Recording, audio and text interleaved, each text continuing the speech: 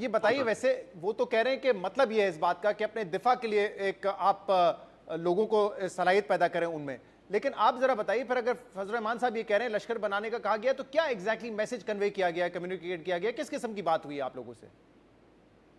دیکھیں وہاں پر باقاعدہ اس طرح کے امن لشکر بنائے جا رہے ہیں، امن کمیٹیاں بنائی جا رہی ہیں. پچھلے دنوں بنڈو میں یہ واقعہ ہوا ہے، انہوں نے ہمارے آدمی کو کچھ شہید کر دیا، بعد میں معافی مانگی، انہوں نے کہا ہم سے غلطی ہو گئی. وہاں پر بااختیار بنایا جا رہا ہے. یہ اسی طرح بن رہا ہے جیسے میرے بھائی جیسے کراچی میں امن کمیٹی بنی تھی، یہ اس سٹائل میں ہمیں لے جانا چاہ رہے ہیں. ہم وہاں پر دیکھو ماحول ہر جگہ کا اپنا ہوتا ہے. پشتونوں میں ایک روایات ہے کہ وہ نسل در نسل جو دشمنی پڑ جائے، قتل ہو جائے، وہ ایک دوسرے کے ساتھ نبھاتے ہیں. اور بہت سے لوگ ایسے بھی ہوتے ہیں جو علاقہ چھوڑ جاتے ہیں لیکن پیچھے جا کے اس کو قتل کیا اچھا جاتا ہے. اسلم بخاری صاحب، ہم نہیں 2008 چاہتے. میں بھی یہ پالیسی ریاست نے اپنائی تھی، آپ نے سنا ہوگا آدھا لشکر وغیرہ اس طرح کے اور لشکر بنے تھے، یہ ان میں سے ایک بڑا لشکر تھا. اور بعد میں بڑا نقصان رہا تھا اس پالیسی کا، کیونکہ جہاں سے یہ لشکر اٹھتے تھے جس گاؤں سے، وہاں پہ طالبانوں نے حملہ کیا، ان کے حجرے پہ، ان کے جرگوں پہ حملے ہوئے اور بہت سارے سویلینز جو ہے اس میں مارے گئے تھے. اس پالیسی کا کوئی خاص فائدہ نہیں ہوا. 2016 میں جب ہمیں یہ اندازہ ہوا یا یہ ہمیں یقین ہوا کہ طالبان اب ختم ہو گئے ہیں ان علاقوں سے، تو باقاعدہ ان سے دوبارہ اسلحہ لیا گیا. جو امن لشکر بنے تھے ان سے اسلحہ لیا گیا کہ اب ضرورت نہیں ہے امن لشکروں کی. تو آپ کیا کہنا چاہ رہے ہیں، اسی قسم کی کوئی پالیسی جو دوبارہ ریپیٹ کی جا رہی ہے؟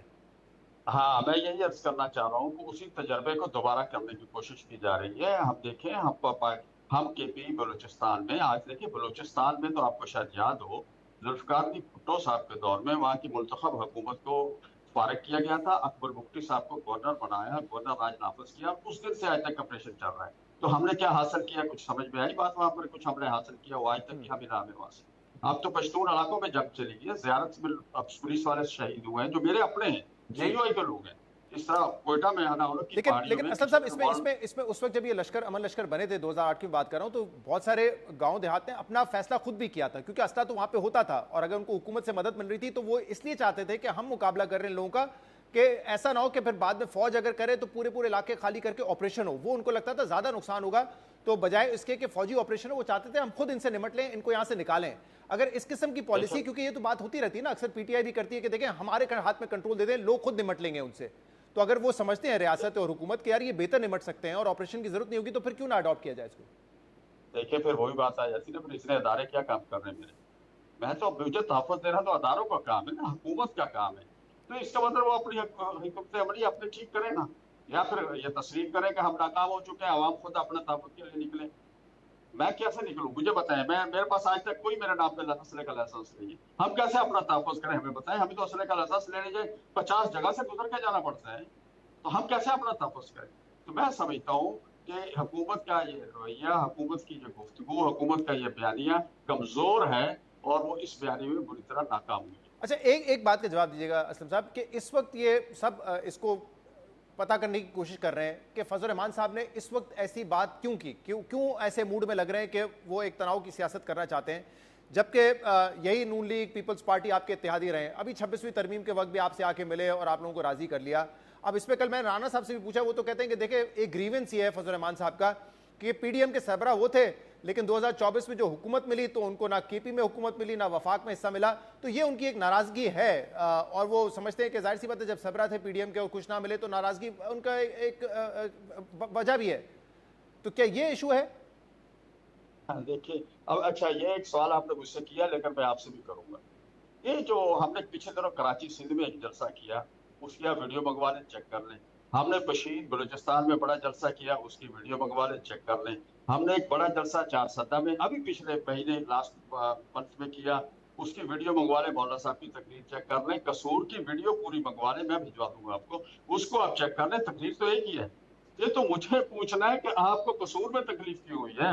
تکلیف ہوتی تو کراچی میں ہو جاتی، پشین میں ہو جاتی، چارسدہ میں ہو جاتی. تو وہاں چونکہ وہاں کے عوام کی ہم نے بات کی تھی تو وہاں یہ بول نہیں سکتے تھے. اب دیکھیں ٹی وی پہ ہمارا بائیکاٹ ہے، ہمارا کوئی جلسہ نہیں چلایا جا رہا. مولانا صاحب بات کرتے ہیں جب بیٹھ کے اس پہ پارلیمنٹ ہاؤس کے اندر، افسوس کا مقام ہے کہ وہاں کی تقریر میں نہیں بات جانے دی جا رہی. تو ہم نے فیصلہ کیا ہم عوامی رابطہ مہم پہ نکلے، عوام تک پہنچے.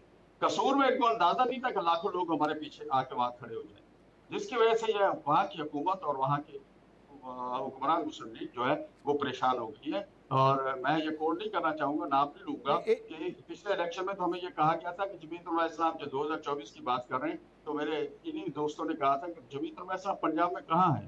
تو ان کی سوچ یہ تھی، اب قصور میں اتنا بڑا اچھا، لیکن جلسہ ہونے ایک کے ایک بعد یہ بات پریشان ایک ہو بات گئے۔ جو اور کی فضل الرحمان صاحب نے، اس کے بعد وہ کہتے ہیں پارلیمنٹ کو لانے بھیجتے ہیں. اب یہ دیکھیں، یہ بڑی عجیب سی بات ہے اسلم صاحب. ابھی آپ کو پتا ہے کہ 2024 کے الیکشن کے بعد ایک تنازع پیدا ہو گیا کہ پاکستان تحریک انصاف کے جو لوگ تھے ان کو کیا ریزرو سیٹس ملیں گی یا نہیں ملیں گی. اب اسی پارلیمنٹ میں جب یہ معاملہ سپریم کورٹ میں گیا تو آگے آگے آپ کی جماعت بھی تھی کہ نہیں، تحریک انصاف کی سیٹیں ہمیں دے دو. خیبر پختونخوا میں جتنی سیٹیں آپ جیتے ہیں اس سے زیادہ ریزرو سیٹ آپ کو مل گئی. تو اگر واقعی آپ کو ایک اصول کی سیاست کرنی ہے، جمہوری سیاست کرنی ہے، تو عدالتوں کو پتہ ہے کہ اس وقت حکومت کو جو ہے ہر طرف سے ایک قسم کی سپورٹ ہے. تو آپ کو اصولی پوزیشن لیتے اس وقت کہ بھائی یہ پارلیمنٹ جعلی ہے، ہمیں نہیں چاہیے ریزرو سیٹس. لیکن اس وقت آپ لوگ آگے آگے تھے ریزرو سیٹس دینے کے لیے کیونکہ آپ کا فائدہ ہو رہا تھا. نہیں، میرا فائدہ نہیں ہو رہا، اس وقت بھی فائدہ اپوزیشن کا ہو رہا تھا.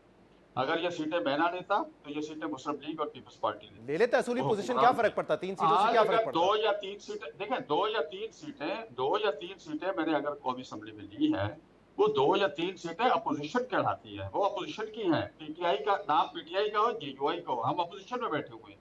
وہ قوت اپوزیشن کو ملی ہے، وہ مسلم لیگ کو نہیں ملی. اگر میں نہ یہ وہ سیٹیں لے لیتا ایسی تو یہ مسلم اپوزیشن لیگ ہے لے کہ لیتی جب ہے، پیپلز 26ویں پارٹی ترمیم لے آتی ہے تو آپ ووٹ وہاں جا کے دے دیتے ہیں. اپوزیشن میں ہوتے تو پھر تحریک انصاف کے ساتھ کھڑے ہوتے، ووٹ نہ دیتے.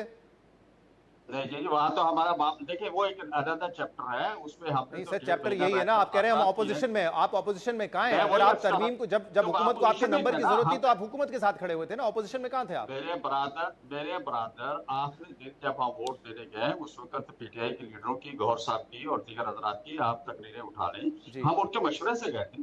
ہمارے مشورے سے ہم نے آپس میں طے کیا تھا کہ آپ نے ووٹ دینا نہیں ہے اور ہم نے ووٹ دینا ہے. یہ ہم دونوں نے طے کیا تھا. اس سے کہ ہم نے 1.5 مہینہ حکومت کو انگیج کر کے اپنی مرضی کی 26ویں ترمیم تیار کرائی تھی. تو ہم دونوں پارٹیوں نے بیٹھ کے طے کیا تھا. اور یہ گوہر صاحب کا سٹیٹمنٹ لے نہیں، اب جو مولانا صاحب کے گھر کے دروازے پر انہوں نے کہا، پھر قومی نہیں، اسمبلی میں لیکن جو کہا، اپوزیشن نے ووٹ نہیں کیا سینٹ نا. میں جو کہا. انہوں نے پھر بھی آخر میں ووٹ تو نہیں کیا انہوں نے نا. نہیں کیا نا، ان جی. کے قائد کے ساتھ زیادتی ہوئی نا، زیادتی ہو رہی تھی، ان کے قائد کو ملنے نہیں دیا تو جاتا، آپ ان کو کو ابھی بھی جیل یہ میں نہیں انہوں نے لگتا کہ قید اگر آپ جس پارلیمنٹ کو کہتے ہیں کہ یہ جعلی ہے، فارم 47 کی پارلیمنٹ ہے، وہاں پہ آپ کو کم سے کم ایک تھوڑی سی اصولی پوزیشن لے کر یہ ریزرو سیٹس نہیں لینی چاہیے تھی؟ پی ٹی آئی کو ملتی، نون لیگ کو ملتی، جس کو بھی مل جاتی، آپ کم سے کم اپنا جو ہے وہ دامن صاف رکھتے کہ ہم نے نہیں لی یہ سیٹیں.